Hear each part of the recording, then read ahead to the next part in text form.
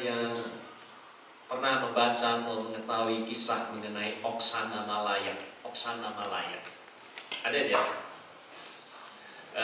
Gadis dari Ukraina yang disebut sebagai gadis anjing. Ada?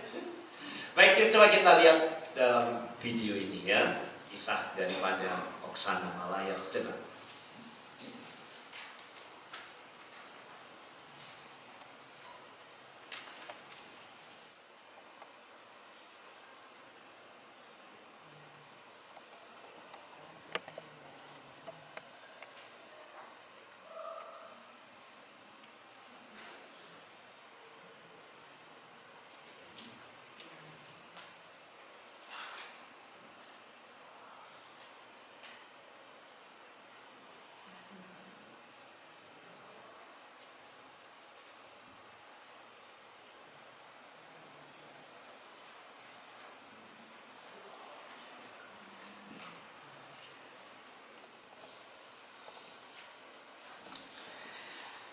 Nah, saya rasa apa yang kita lihat sangat memukul rasa kemanusiaan kita. Disebut sebagai gadis anjing oleh karena Oksana Malaya merangkak seperti anjing dalam berjalan sampai dengan usianya yang ke-8-9 tahun. Menggonggong, merangkak, bahkan makan daging mentah. Mengapa demikian? Dari penyelidikan latar belakang kehidupannya, gadis ini lahir dari keluarga yang sangat menyedihkan. Ayahnya mengabaikan keluarga dan kemudian meninggalkan anak ini, menikah lagi, ibunya menjadi pemabuk, sehingga anak ini sering tidur di luar di tempat anjing dan bergaul tiap-tiap hari sementara ibunya mabuk dan akhirnya ibunya juga pergi meninggalkannya. Karena tiada tempat buat anak ini untuk menerima bahkan dari ayah dan ibunya. Dan pada waktu dia bergaul dengan anak-anak di sekolah, lebih banyak olok-olok yang dia terima. Dan dia tidak menemukan komunitas dalam komunitas manusia, bahkan keluarga dari ayah dan ibunya, tetapi dia menemukan penerimaan dirinya dalam komunitas anjing. Dan dia bersuka cita dalam komunitas itu karena diterima. Dan itu sebabnya kita dapat lihat perkembangan kehidupan dari Oksana Malaya sampai dia kemudian diekspos oleh tetangganya dan mendapat penanganan dari pemerintah dan negara. Dan kita akan terus lanjutkan visi kita untuk berkomunitas bersama agar kita mengalami Tuhan. Kita sudah sampai kepada sesi yang keempat, bahwa kita dipilih untuk bersekutu bersama. Itu panggilan kita. Kalau kita ada di dalam Tuhan, tidak dapat tidak, kita dipanggil dan dipilih untuk bersekutu. Itu hakikat kita. Bukan program tugas, tetapi itu hakikat, jati diri kita. Kalau kita tidak bersekutu, kita bukanlah gereja, kita bukanlah anak-anak Tuhan, kita bukanlah tubuh Tuhan. Dipilih untuk bersekutu bersama. Kita sampai ke hal yang keempat, yang lalu kita lihat betapa pentingnya penerimaan satu dengan yang lainnya. Dunia ini, saudara, ada di dalam perkotaan untuk orang-orang, tidak selalu orang-orang ada dalam kesuksesan. Ada banyak orang sedang dicekam dengan ketakutan seperti nasib daripada Oksana Malaya sejak kecil. Mereka yang tidak beruntung, mereka yang cemas, mereka yang bimbang, mereka yang takut, mereka yang khawatir, mereka yang gentar, mereka yang gagal, mereka yang tidak layak sepertinya manusia dalam hidup ada di tengah-tengah. Dan dunia cenderung untuk menyingkirkan, mengolok-olok mereka. Kalau toh kita tahu itu yang terjadi dalam dirinya, kita kemudian menggosip, kita kemudian lebih banyak membicarakan hal-hal yang negatif mengenai orang.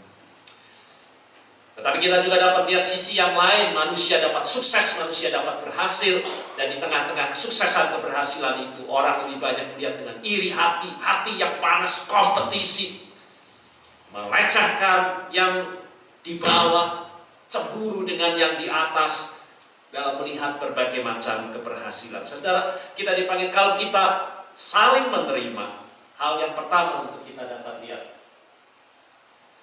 sebagai orang-orang percaya yang berbeda dengan dunia ini, Allah memampukan kita. Itu berarti menyanggupkan kita. Semuanya kita kalau sungguh-sungguh ada di dalam, mungkinkan kita untuk mengasihi, bukan untuk mengolok-olok, bukan untuk menggosip, bukan untuk dan seterusnya terhadap berbagai macam prahara dalam hidup ini. Untuk mengasihi ketika satu dengan yang lainnya mengalami ketakutan, mengalami kecemasan, mengalami kebimbangan, mengalami rasa takut, cemas, khawatir, gentar, gagal, tidak layak dalam hidup ini, di mana dunia mengolok-olok, di mana dunia justru lebih banyak untuk menyisihkan dan menyingkirkan. Kita disanggupkan, kita dimungkinkan, kita dimampukan di dalam Tuhan berbeda dengan dunia ini untuk mengasihinya. Setelah kita dapat mengendalikan ketakutan yang ada dalam komunitas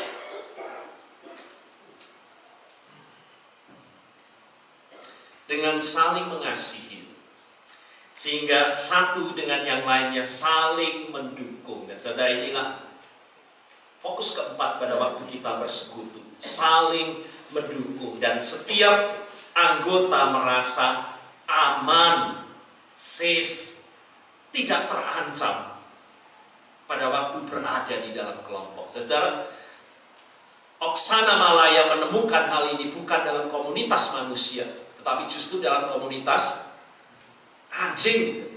Dia menemukan hal ini bukan dalam komunitas manusia, bahkan dari keluarganya sendiri, tetapi dia bahkan menemukannya di komunitas anjing. Aku ini binatang jalan dari kumpulan orang-orang terbuang. Ya, demikian puisi yang berkata,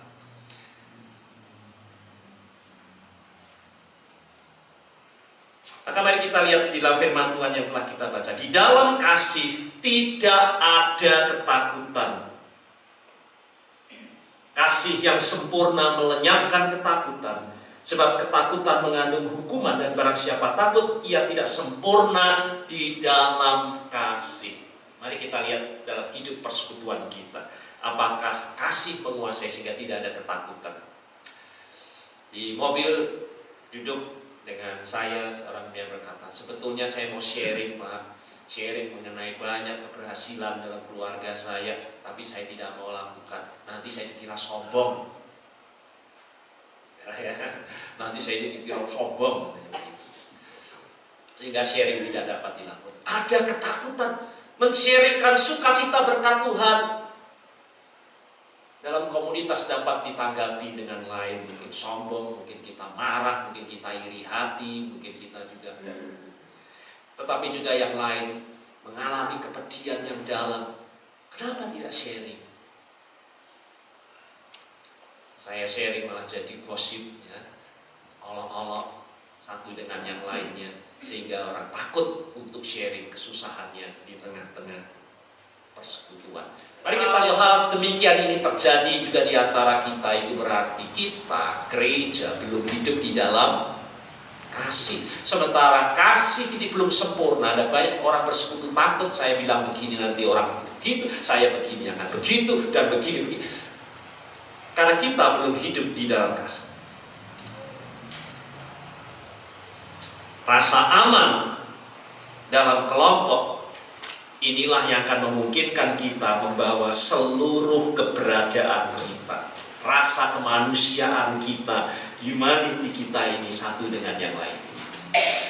Banyak persekutuan, saudara, tetapi kita tidak mampu untuk membawa seluruh keberadaan kita. Kita masih menyimpan kesusahan kita sendiri. Kita tidak mampu membuka satu dengan yang lainnya. Ada banyak ketakutan karena kita tahu bahwa kita belum hidup dalam kasih satu dengan yang lainnya. Yang ada orang tidak merasa aman, sharing juga tidak aman, membagikan sukacita juga tidak aman, membagikan pergumulan juga tidak aman.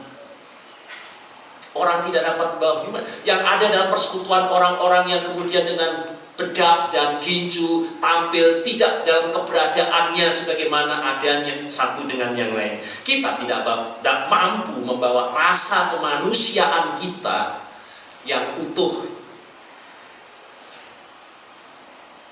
Itu berarti saudara, baik kesukacitaan kita maupun penderitaan kita, kalau kita mampu untuk membawa kemanusiaan kita yang utuh, kita juga dapat membawa baik jatuh maupun bangun kita. Kita juga dapat membawa baik kekalahan maupun kemenangan dalam hidup ini. Kita juga dapat membawa hidup kita dalam keberhasilan maupun kegagalan dalam hidup kita ini. Saudara, itu kemanusiaan kita. Kita semua mengalami hal yang demikian, suka dan duka. Dan kita dapat mampu untuk men-sharingkan bersama-sama baik suka dan duka dalam kehidupan kita ini. Dari mana saudara-saudara kita akan mengawalinya? Kita memberi rasa aman satu dengan yang lainnya hanya satu, kalau kita ini sungguh-sungguh sudah disentuh oleh Kristus. Seperti yang kita terima, seperti yang diberikan Kristus kepada kita, karena kasih-Nya itulah, maka kita dapat membawa diri kita kepadanya apa adanya.